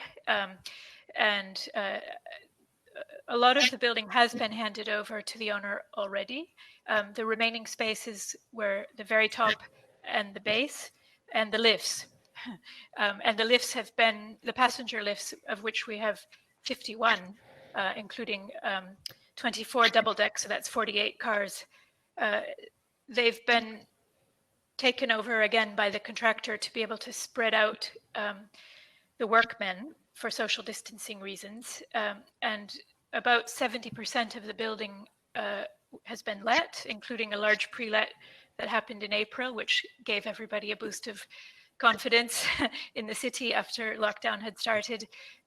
So the fit out contractors are also on site for their spaces, and so that overall arrangement is so we're looking at I would say sometime mid-autumn. I was hoping end of October. It's not. I shouldn't say exactly. Yeah. I think that workers are hoping to be, or that tenants are hoping that their staff are on site in January. Yeah, I think given the scale of it and what we've been through, it's completely understandable if there's one or two changes that have to be made. Okay, we'll move on to the panel. If the panelists can turn on their cameras and mics and join us, that would be great. There we go. And I'll ask you to introduce yourselves. There's the slide so you can see who's who when I come to you. So let's start with Andrew. Yeah, hi. So Andrew Mercer, so I'm the office's lead across the real asset funds at Legal & General. Thank you. And Hannah? Hi, I'm Hannah Cheminay. I'm a principal associate in the Manchester office with Mills & Reeve. Thank you. And Maya? Hi guys, great to speak to you today. My name is Maya. I lead marketing at the Census, and I'm more specifically working to bring both infrastructure technology solutions to ambitious and innovative landlords who are looking to build more flexibility into their portfolios. Wonderful, thank you. Karen, a little bit of a cheeky question, but a serious one as well. Is there anything that you would change if you were to design the building now, post-COVID? Well, on one hand, yes, and on one hand, I think we're already partly there. The building is designed to 1 person per 8 square meters occupancy, which is what all the tenants said they wanted after the global financial crisis. Prior to that, it was 1 person per 12 or 14 square meters. In fact, when the fit-out contractors started their work, which was, let's say, in February, at that time, all of the tenants had designed their space to 1 person per 12. And so I guess what that means is that you have already 50% more infrastructure than you would need for normal times, meaning extra lifts, extra toilets, extra fresh air, and actually already the quality of the fresh air had been increased. I think, and I should also say that facial recognition or touchless entry we have security barriers at the entrance to the lifts, but for the employees who opt in to facial recognition, they don't need to touch anything. They can just walk through. Same with visitors with the QR code on their phone, just walk through. I think that they are looking at whether or not the lifts can be retrofitted to that as well. It is possible. It's just a question of whether it makes a big delay now. Lifts can also operate on facial recognition, and I've been in lifts that do that, and they do work.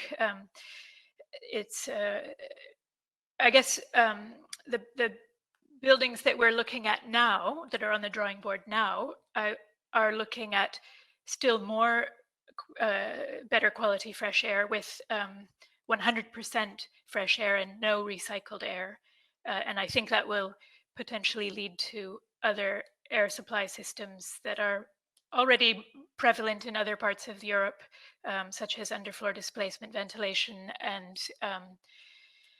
potentially on-floor plant as well, so that each floor occupier can decide for himself what degree of mechanical ventilation he wants, what degree of fresh air ventilation he wants. I would also advocate more touchless doors throughout the building. Tenants can add those now if they wish to onto their floor, but for example, into the toilet rooms, I think you might see a return to the trend of Superloo so that people can feel safer. For example, at our own offices right now, for those of us who are going back into the office, we have communal toilets, and those need to be entered by just 1 or 2 people at a time. So I think those are other very pragmatic things that may happen. I think there's going to be a even bigger trend toward wanting outdoor terraces. That was already heading that way. It's a bit trickier in a tall building because of wind, because of air pressure differential between at high level, and the impact that has on the doors in the core, the lift doors and so on. But I think there will be a desire for that as well. Yeah. I would go on and talk about city design. I think if, working from home, I don't know if you want me to talk about that now, if we'll talk about it a bit later on in the discussion. Yeah, maybe we'll come back to that. I'll just bring in a few other voices. And Andrew, as a major office investor, legal and general investment management, reading all the commentaries about the death of offices and downsizing, etc. Are you worried from your portfolio's point of view? I think we need to take into account the different aspects of what we're seeing at the moment, and I think you can put it in 2 groups. We're obviously coming into a recession, and we've got the implications of COVID and social distancing, and we see those issues as perhaps more short-term, more cyclical perhaps. But the bigger one, as a long-term investor that we're watching closely, is the impact of technology and how that is going to impact on remote working. We do see that as potentially a big structural change. But it's worth saying that was happening anyway. There's nothing new there. We haven't been sort of surprised and caught out. I mean, I've been working from home 1 day a week for the last 5 years. So, it was something we're supportive of as a business, and actually, we do it, and so we knew that we would see more of this once the technology caught up, and it's fair to say that COVID has accelerated that. But it's worth making the point that space demand is made up of 3 things. It's made up of utilization of the space. So if we're saying that actually people work at home 1 or 2 days a week, that could fall, then that's one side of the balance. But on the other side of the balance is office densities, and I think that the another positive thing that will come out of this will be that people will look at their space and think about, actually, should we have enough meeting rooms rather than people sort of scrabbling around, as everyone seems to do, trying to find a meeting room at the last minute, and our desk size is right to attract people into the office, a good experience. So, we do expect densities to fall. And then the third point is, and it may not feel relevant today, but it will come back, is jobs growth. And whilst we're coming to this recession in the short term, that will fall, that will come back. And we think over the medium term, then actually we will start to see a bit of balance between perhaps a fall in utilisation. And any increase that might bring in vacancy rates, we think can be managed. So we think that there will be inevitable fall in the amount of development that will come through, certainly in the short term. And then we'll have to wait to see about the medium term. But also we think there's going to be faster obsolescence in offices.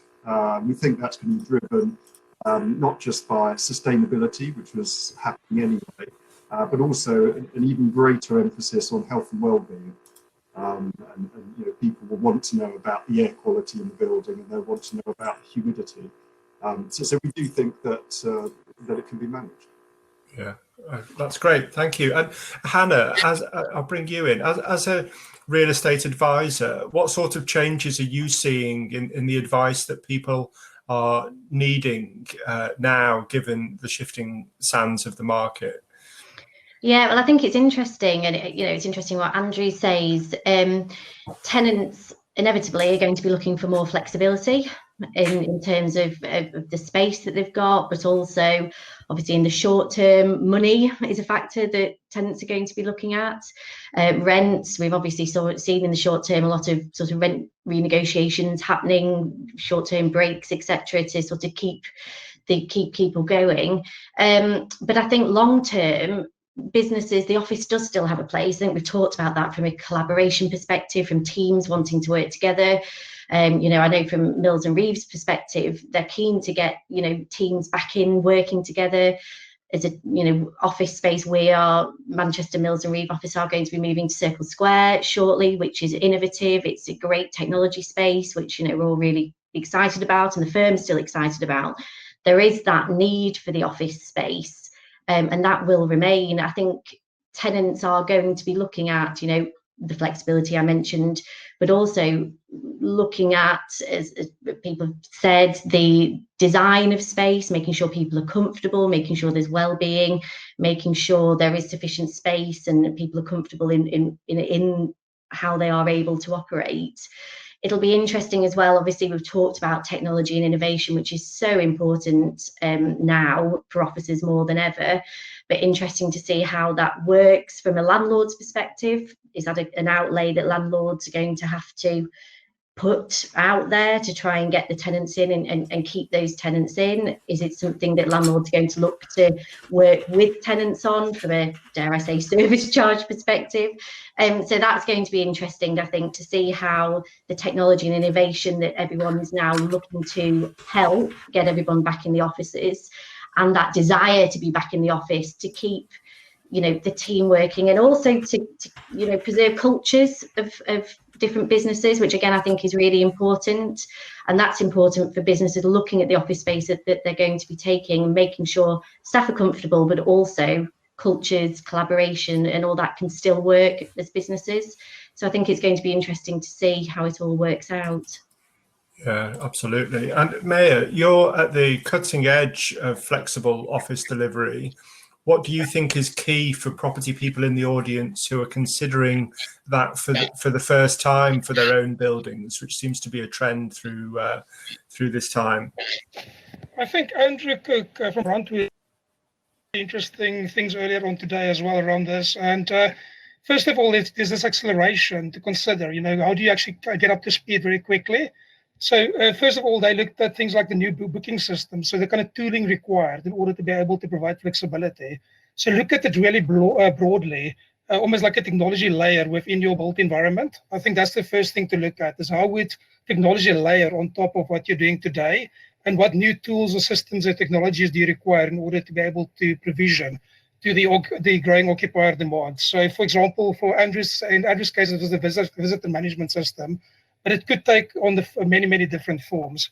The second thing is actually to look very broadly at it as well from an innovation point of view. So Andrew talked about how they innovated their product.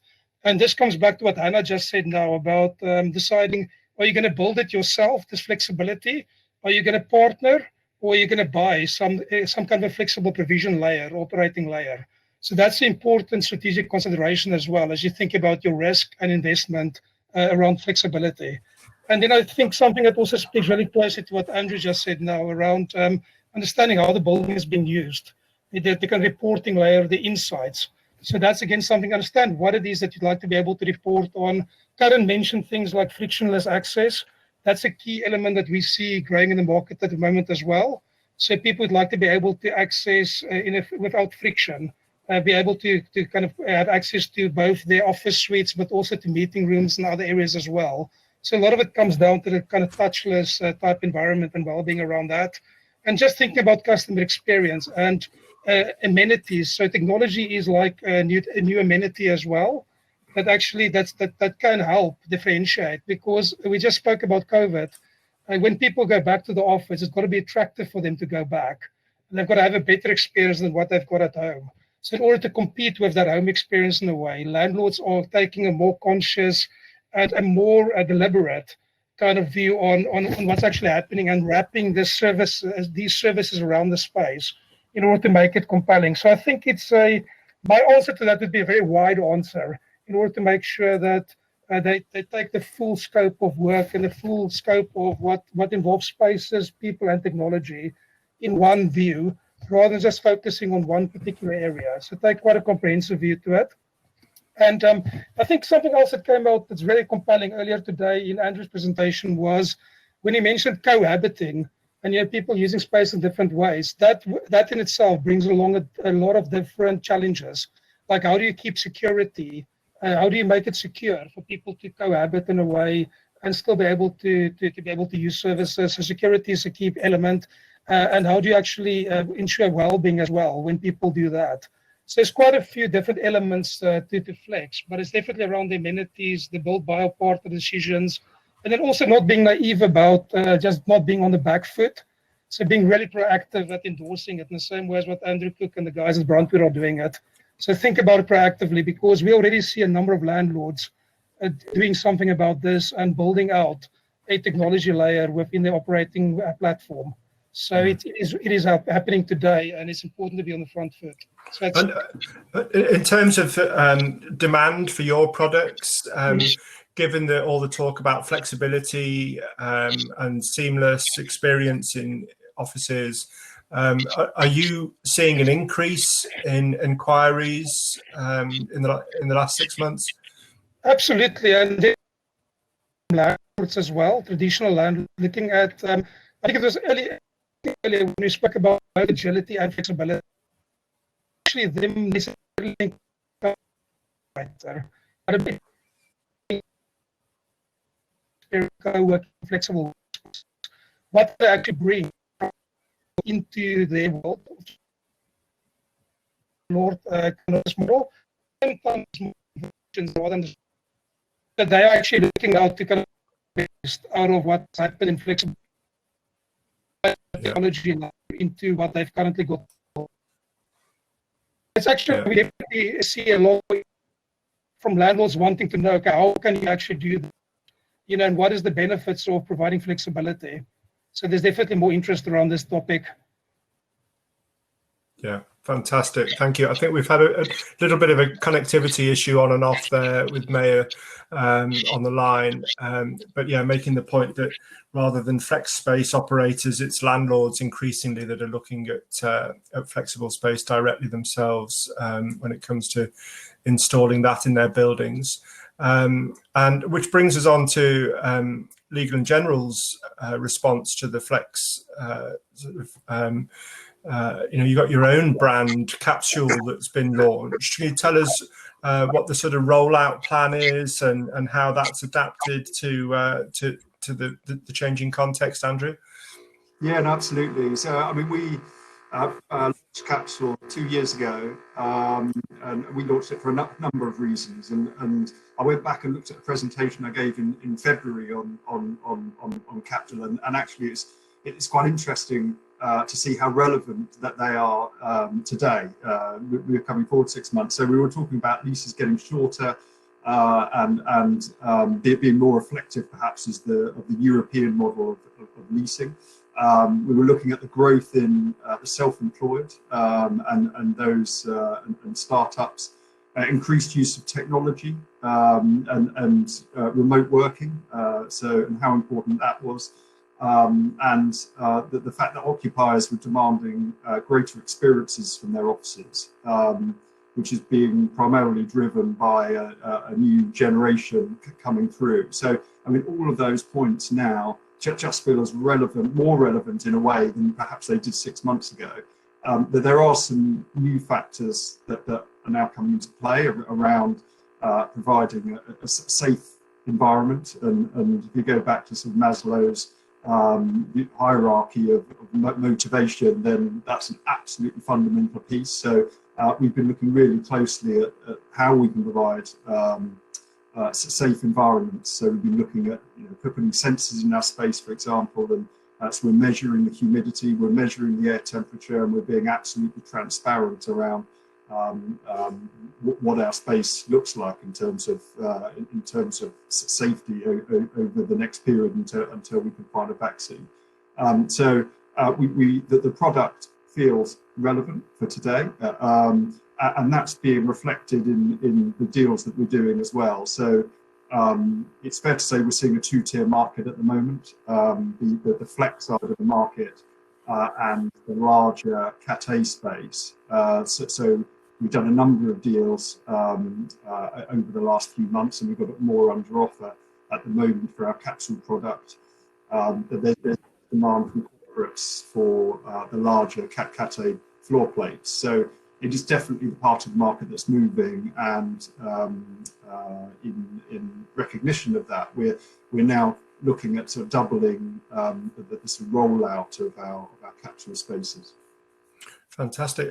And are you seeing the requirements for the two in tandem, where corporate occupiers or others want traditional space, but they also want flex in the building to know that they can go up and down as economy and their own projects and needs dictate?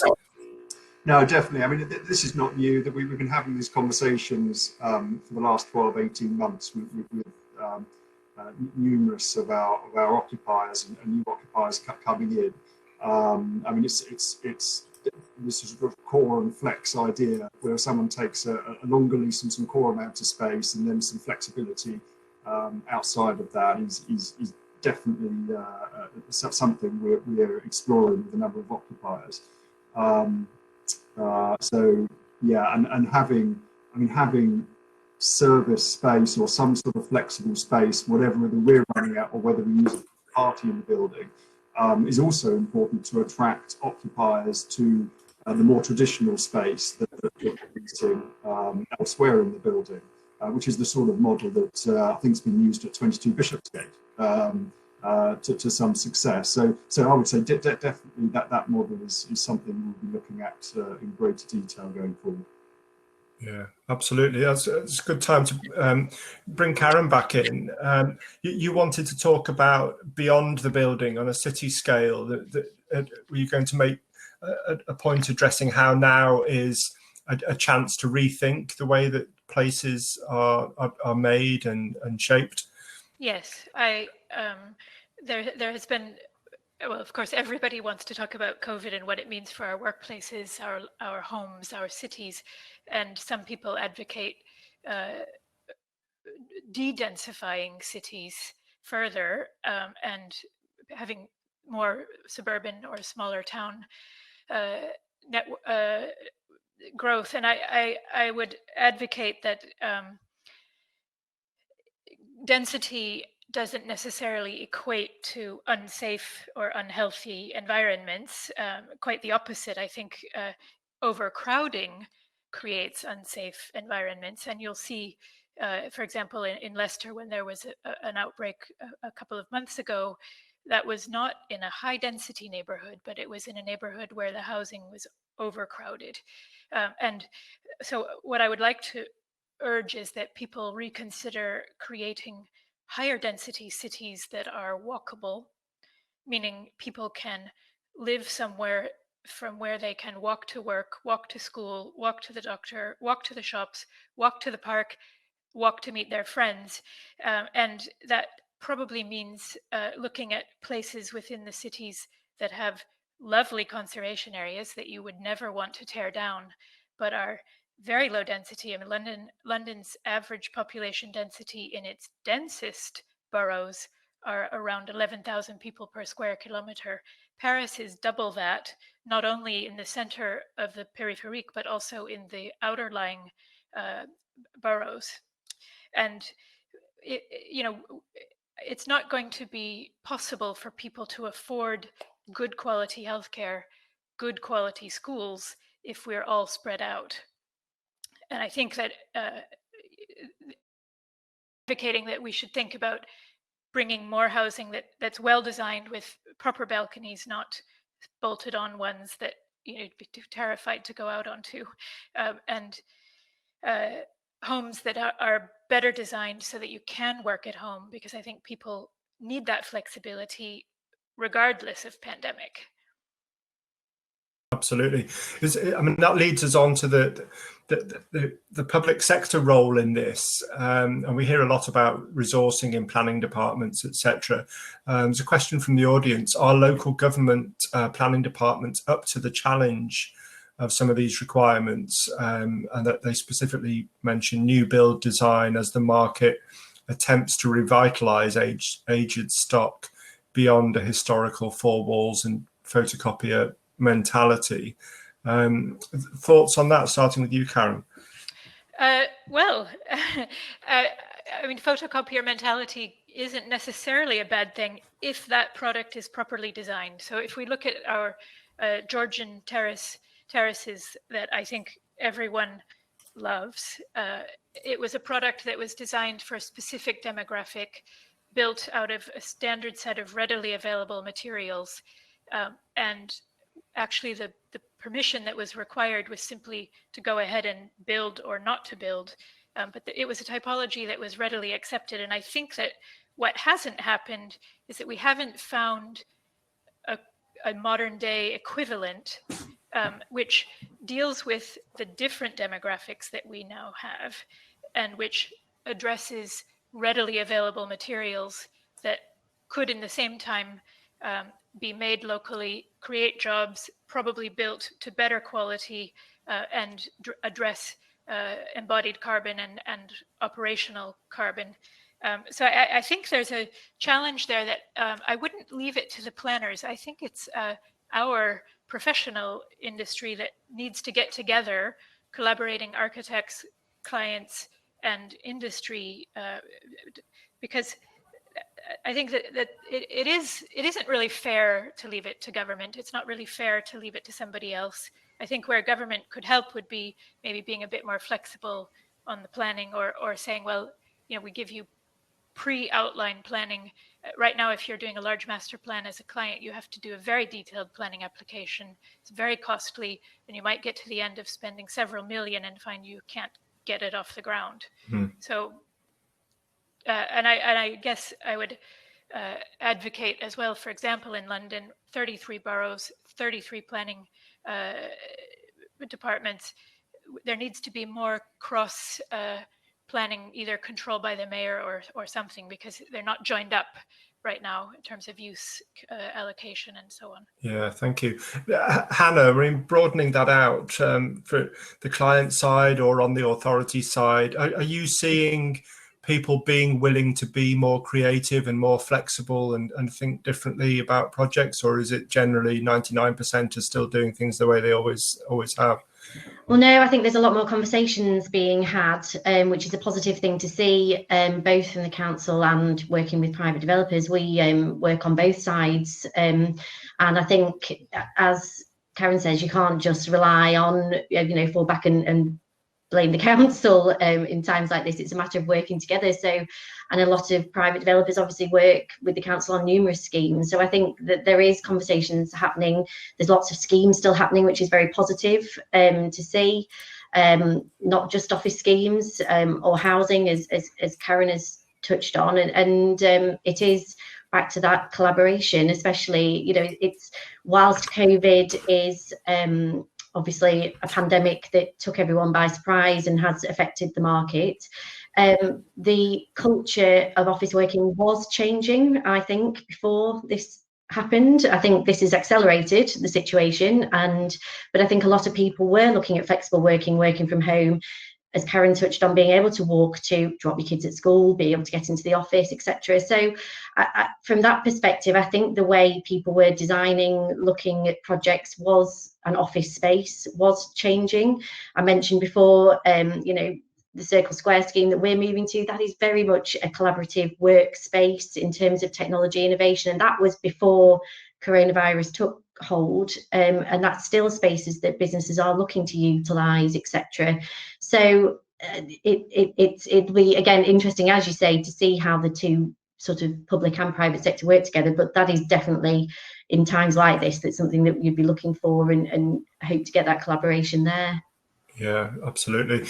Andrew, you've probably seen that question pop up there from the audience. Are Legal and General considering suburban ownership of commercial spaces to provide organisations with options for a decentralised model, sometimes called the hub and spoke, of leasing offices locally in proximity of residential areas? Yeah, it's really interesting at the moment, isn't it? The hub and spoke. It's had a lot of press coverage. The national service companies are rightly so quite excited about it, and I think they will get some good demand from that over the shorter term, certainly.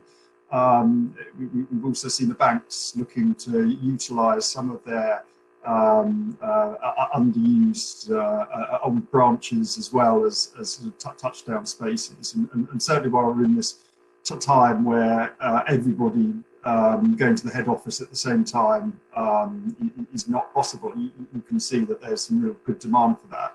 I think the nervousness from our side is probably more what that will look like more in the medium term.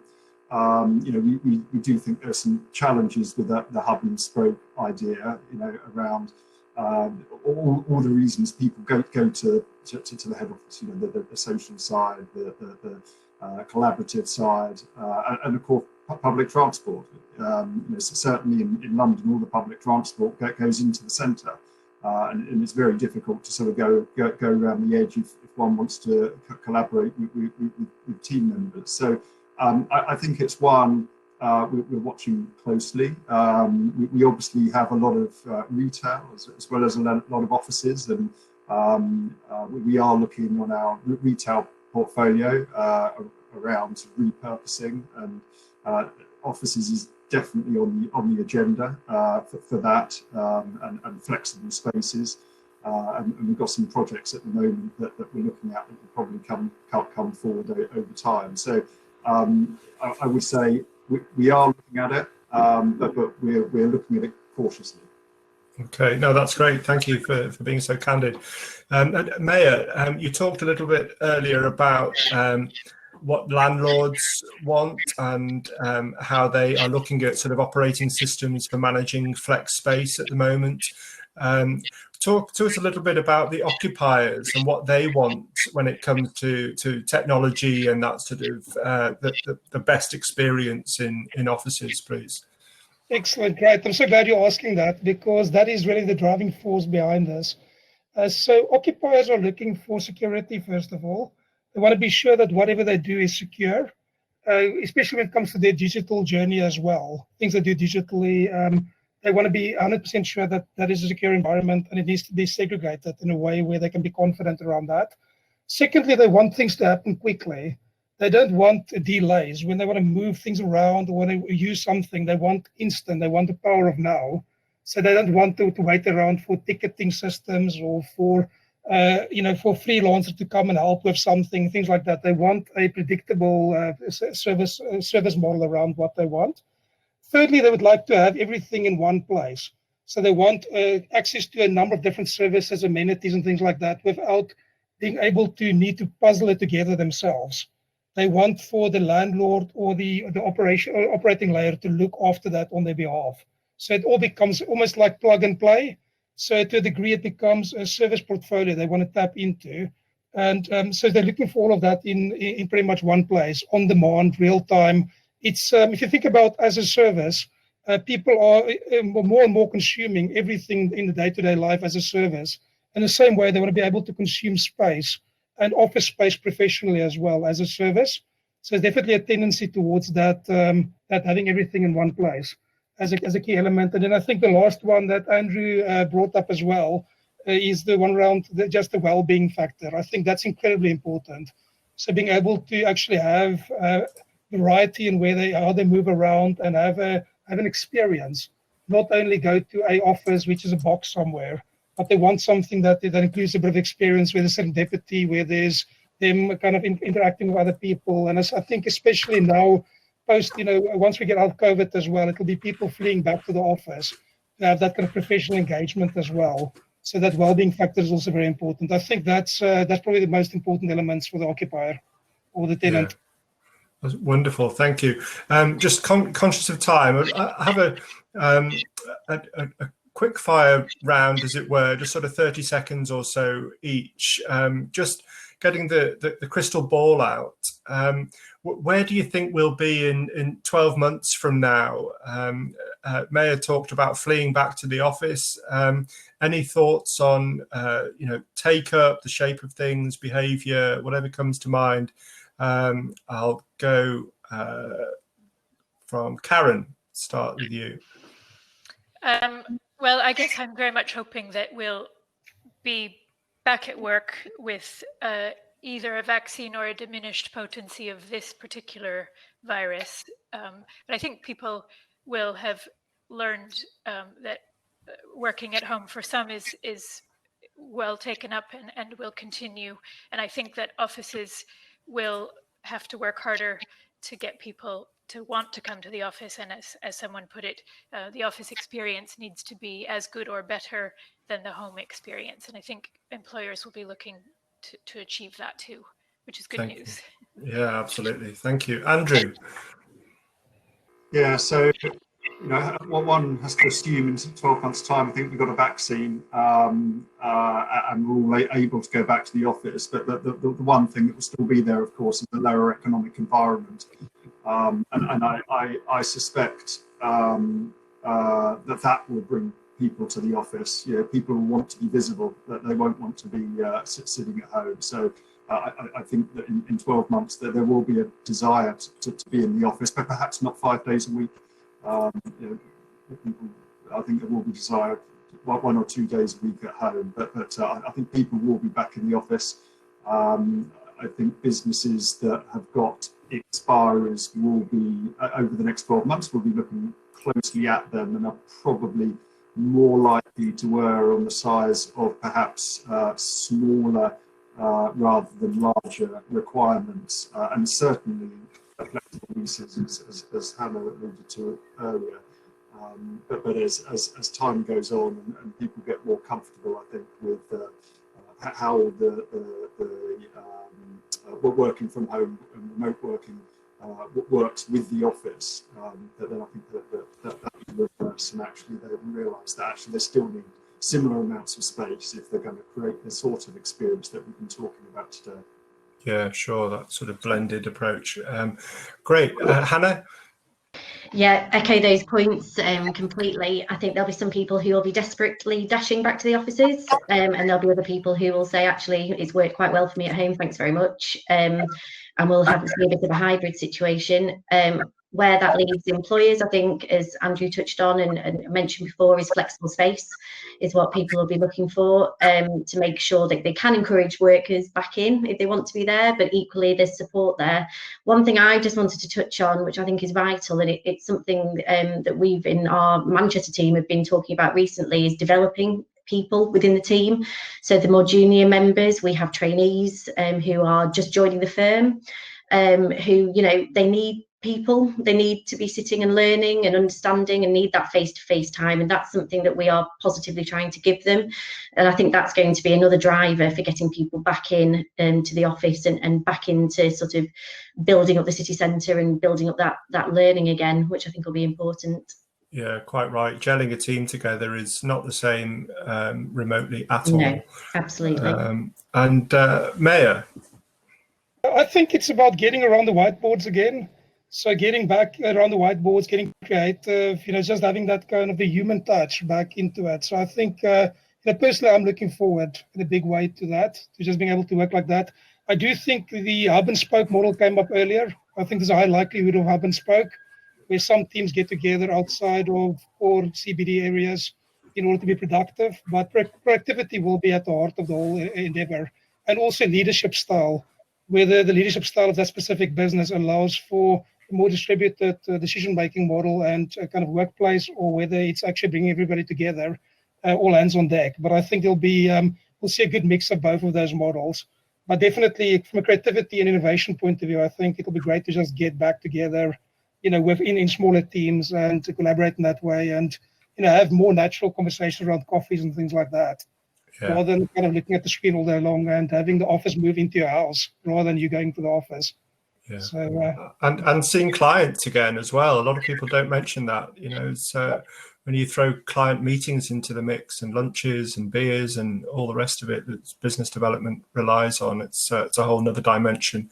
It's going to be fascinating to see how it all plays out. Thank you very much for giving up your time and your insight. That was brilliant. I think we covered a lot of ground this morning. I hope that was useful and interesting for everyone watching. As you know, as well as the market intelligence, we've got the networking. I hope you've enjoyed that so far. We can go back to that shortly. Personally, I think it's quite addictive and sort of leaves you wanting more, which I think is a good sign. Thanks again to our wonderful sponsors, to Bruntwood Works, to Mills and Reeve, Molcom, Node, and Future PropTech. The next PlaceTech event will be on the future of residential on 29th of September. The next Place Northwest event is a week today at the same time on the Greater Manchester Development Update. You can visit the event sections on both websites for more details. So we've got another half an hour. So if you can stay around and want to chat to fellow guests, and share your thoughts on today's subject and arrange follow-ups, maybe see your colleagues if they're on there as well, and tell each other your best homeschooling stories in the other room. We'll go through there now. See you in there, and thanks again for coming today. Thank you.